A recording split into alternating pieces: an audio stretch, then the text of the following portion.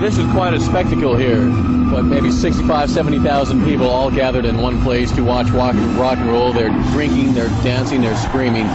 Let's say 500 years from now, an archaeologist is going to find a film of this concert and just look at it from a totally detached point of view. Why are all these people gathering to see Motley Crue and these other bands? Sex. Basically sex. Hey, we're animalistic. We're barbarians of rock and roll.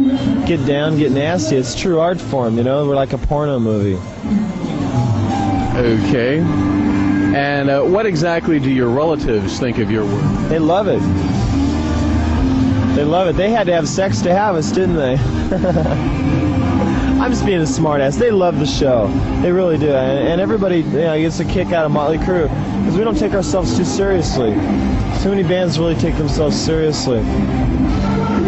Okay, well, when you're on the road in Europe, do you get a chance to go out and walk around and check it out? Or is it hotel, hotel, hotel? This tour is more loose than we're used to having. When we tour the States, it's 6 nights a week, and we hardly have a chance to visit any of the states we're in. This time we have a week off in London, we have a week off in Sweden, and a week off in Germany. So we're going to definitely be traveling around and enjoying the country. Sounds cool. What do you do to mentally prepare to get out on stage? Basically, we don't do a whole lot. In the early days, we used to do more because we felt that was like something you had to have a ritual to get ready on stage. The way we are now is we're always the same. I mean, I'm the same. My attitude's the same right now as when I go on stage. So I don't really do anything. I just put on my clothes, put on the makeup, tune up, warm up, and go on stage. What are you going to do when you get old? Hopefully rock and roll. An interesting question for a band like Motley Crue. Can you describe to me the difference between bands today and bands of the 1960s?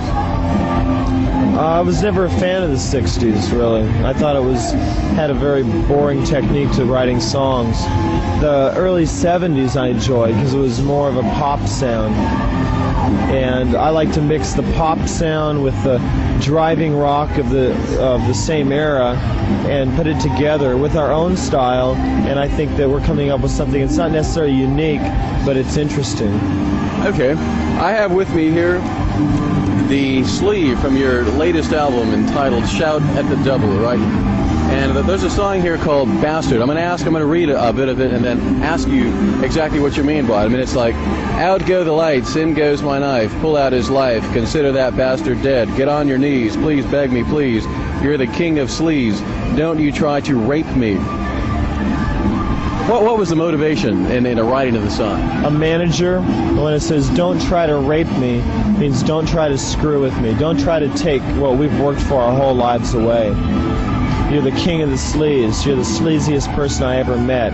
You're trying to screw over four perfectly innocent human beings who just want to rock and roll and have a good time. Greed in the music business is basically what that song's about. That's a much better perspective. Someone just reading this, I mean, this is pretty heavy stuff. Consider that bastard dead. Won't get screwed again. Make it quick. Blow off his head. It seems like viciousness to someone who's not informed on what the song is. We were very angry. Very angry. In fact, that's one of the reasons that song was dedicated to that person, because we never had a chance to tour Europe before because of him. And now we're here. We're on much better ground.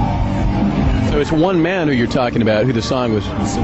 But there's a lot of people that can probably relate to a bastard.